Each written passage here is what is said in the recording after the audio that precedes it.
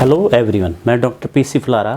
आज इस video lecture में आप लोगों को किसी यूनिफॉर्मली चार्ज्ड सर्कुलर लूप के कारण उसके एक्सिस पर किसी पॉइंट पर इलेक्ट्रिक फील्ड फाइंड करना बताऊंगा।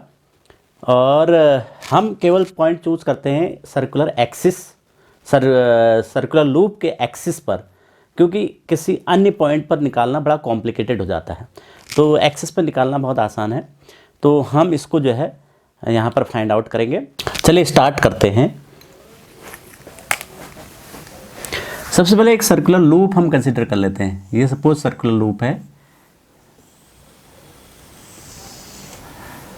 इस सर्कुलर लूप का रेडियस हमने ए कंसीडर कर लिया, ये कंसीडर कर लिया है सर्कुलर लूप का। और इसके जो है एक्सिस, ये इसकी एक्सिस हो गई। इस एक्सिस पर एक पॉइंट हमने P ले लिया।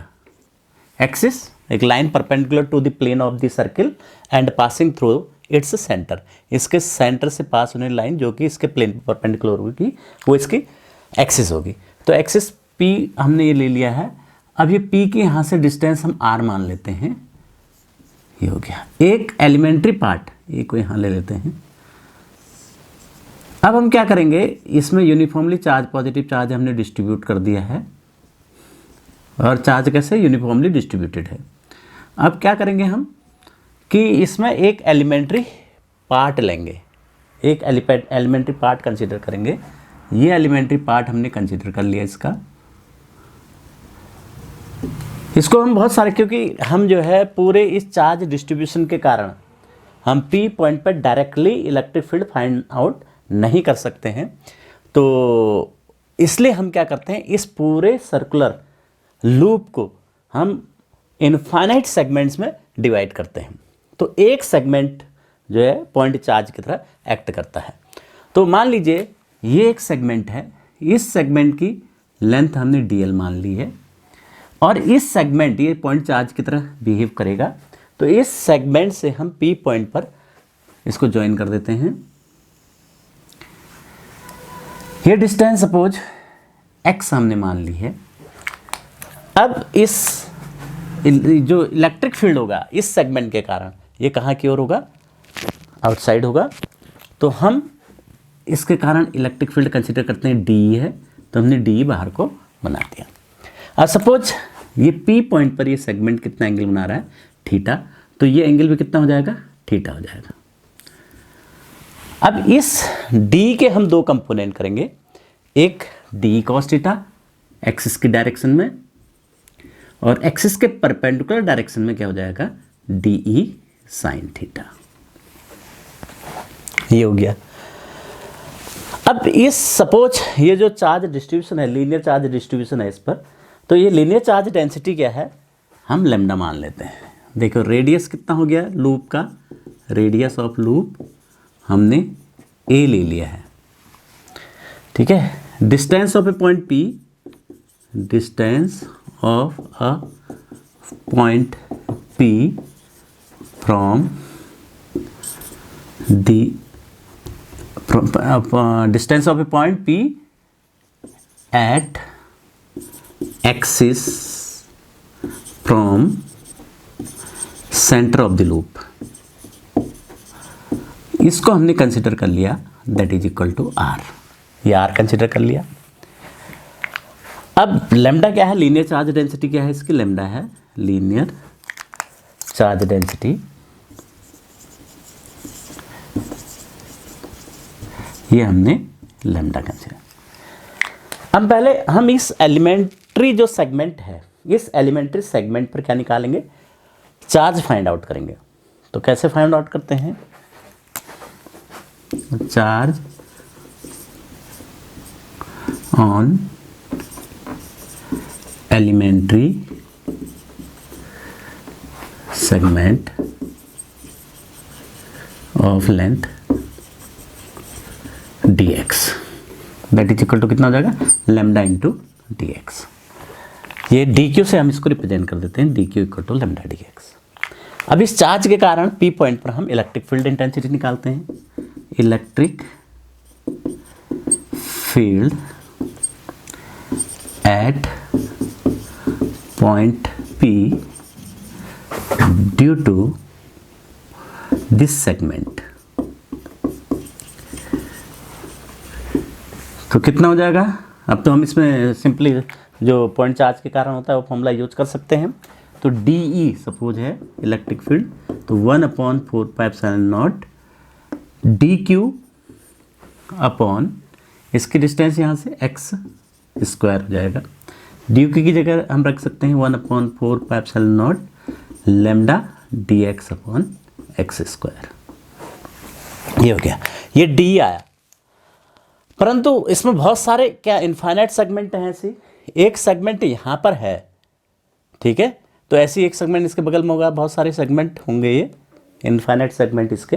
तो सबके कारण हम इलेक्ट्रिक फील्ड निकालेंगे, फिर उसको सम कर देंगे, यानी इंटीग्रेट कर देंगे उसको। जो है हम सारे जो है सेगमेंट्स का हम यहाँ पर इलेक्ट्रिक फील्ड निकालेंगे पी पर। तो सारे सेगमेंट के जब इलेक्ट्रिक फील्ड हमारे पी पर निकल जाएंगे, इसके कंपोनेंट कर लेंगे सबके, तो फिर उसके बाद हम क्या करेंगे कि एक्स कंपोनेंट यानी एक्सिस के अलॉन्ग जो कंपोनेंट है उनको ऐड कर देंगे, यानी क्योंकि इनफाइनाइट है तो क्या करेंगे, इंटीग्रेट करेंगे। और ऐसी जो वर्टिकल कंपोनेंट है, वर्टिकल कंपोनेंट को भी हम ऐड करेंगे। अब वर्टिकल कंपोनेंट देखिए, जैसे ये है डी एल, यहाँ पर जस्ट इसके अपोजिट, सिमेट्रिकली अपोजिट एक और सेगमेंट होगा, जिसके कारण इलेक्ट्रिक फील्ड, जैसे इसके जस्ट यहाँ भी एक सेगमेंट होगा, ये इसके कारण भी इलेक्ट्रिक फील्ड डी इधर की ओर को होगा, और ये थीटा बना रहा है तो इसके भी कंपोनेंट होंगे। इसके component D cos theta, D cos theta एक कंपोनेंट इधर हो जाएगा इसका, इधर भी डी कॉस थीटा हो जाएगा, ये है, sorry sine theta, D sine theta हो जाएगा ये। अब ये क्या हो जाएंगे, इसका और जो इसका जो कंपोनेंट है डी साइन थीटा, ये दोनों क्या होंगे, कैंसिल हो जाएंगे। ऐसे दूसरा हम सेगमेंट लेंगे तो इसका जस्ट अपोजिट एक सेगमेंट यहाँ पर भी मिलेगा हमको, इसके कंपोनेंट करेंगे डी कॉस थीटा, तो इसी डायरेक्शन में मिलेगा उसका कंपोनेंट।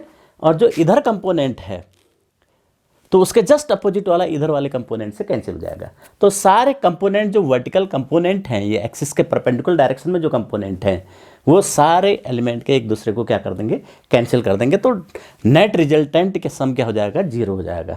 तो डी साइन थीटा वाला सब कैंसिल हो जाएंगे। तो जो रिजल्टेंट इलेक्ट्रिक फील्ड मिलेगा हमें कहाँ को मिलेगा, एक्सिस की अलॉन्ग मिलेगा, और वो किसको इंटीग्रेट करके मिलेगा, डी कॉस थीटा को इंटीग्रेट करके मिलेगा।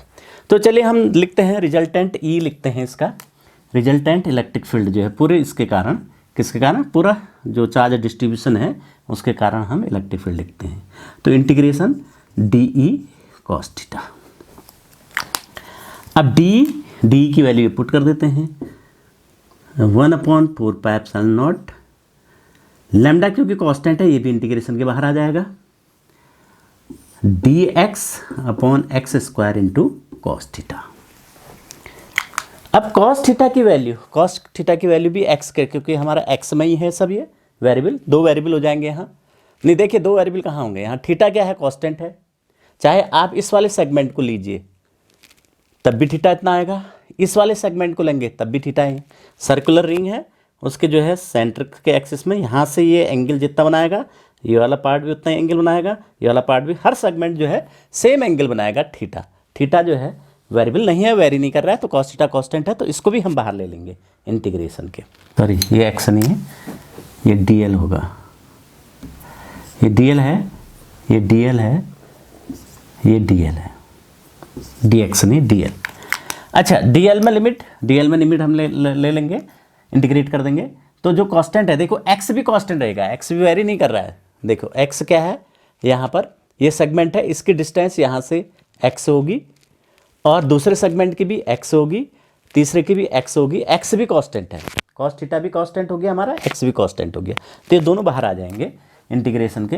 तो lambda upon 4πε0 cos theta upon x square integration d l हो जाएगा। ये हो गया इंटीग्रेशन डी एल, यानी पूरी इसकी लंबाई हो जाएगी। लंबाई कितनी, 2πa हो जाएगी इसकी, 2πa हो गई, तो 2πa रख देंगे इसकी जगह। और ये a है हमारा, तो यहाँ से देखिए ये 90 डिग्री पर होगा, क्योंकि ये सेंटर से परपेंडिकुलर लाइन है सेंटर पर, इसके प्लेन पर, और ए रेडियस हो गया, रेडियस और ये दोनों 90 डिग्री पर होंगे। ये इसका इस ट्राइंगल में ये हाइपोटेन्यूज हो जाएगा। तो एक्स की वैल्यू क्या हो जाएगी, a square plus r square. तो एक्स की जगह a square plus r square रख देंगे एक्स स्क्वायर की जगह। Lambda upon 4 pi epsilon naught 1 upon a square plus r square हो गया ये।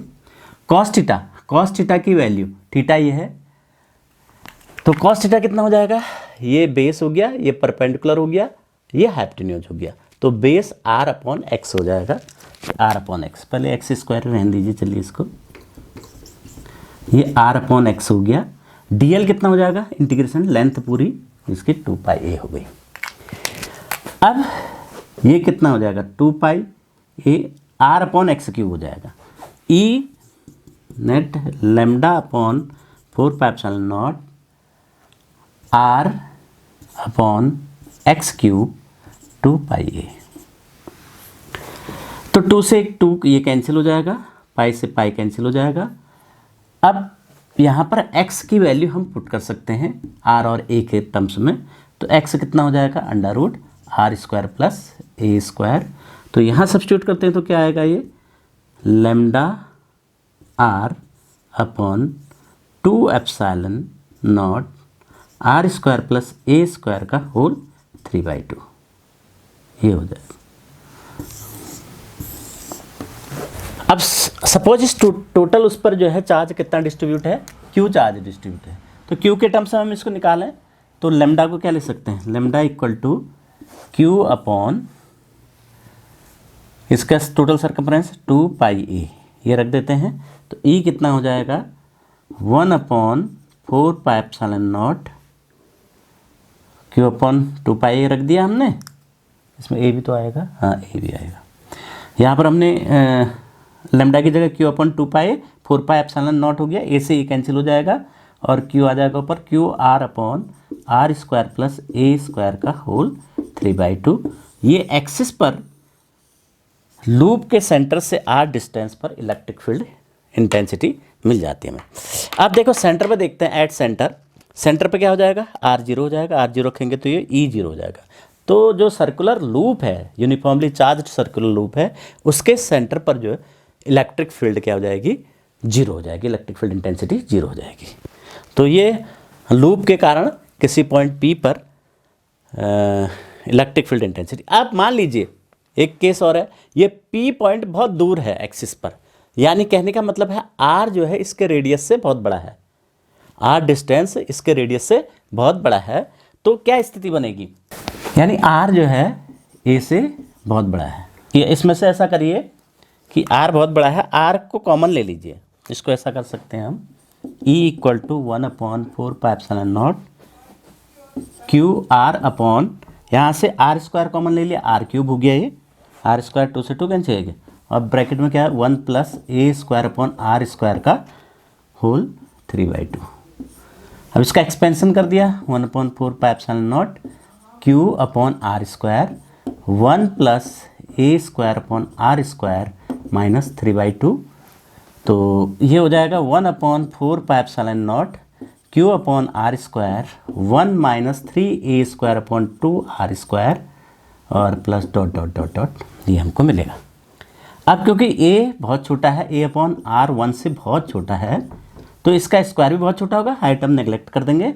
तो हमारे पास क्या मिल जाएगा, E equal to 1 upon 4 pi epsilon naught q upon r square. अब ये किसके कारण होता है, एक पॉइंट चार्ज डिस्ट्रीब्यूशन के कारण, एक पॉइंट चार्ज की तरह ये बिहेव करेगा। तब सर्कुलर लूप किसकी तरह बिहेव करेगा, क्यू चार्ज का एक पॉइंट चार्ज है, वो एक पॉइंट चार्ज की तरह बिहेव करेगा जिस पर चार्ज क्यू होगा। ये था, आई होप कि आपको ये समझ में आया होगा। यदि समझ में आया तो इस वीडियो को फटाफट लाइक करें, शेयर करें, और अगर चैनल पर नए हैं तो इसको सब्सक्राइब करें। Thank you, bye bye.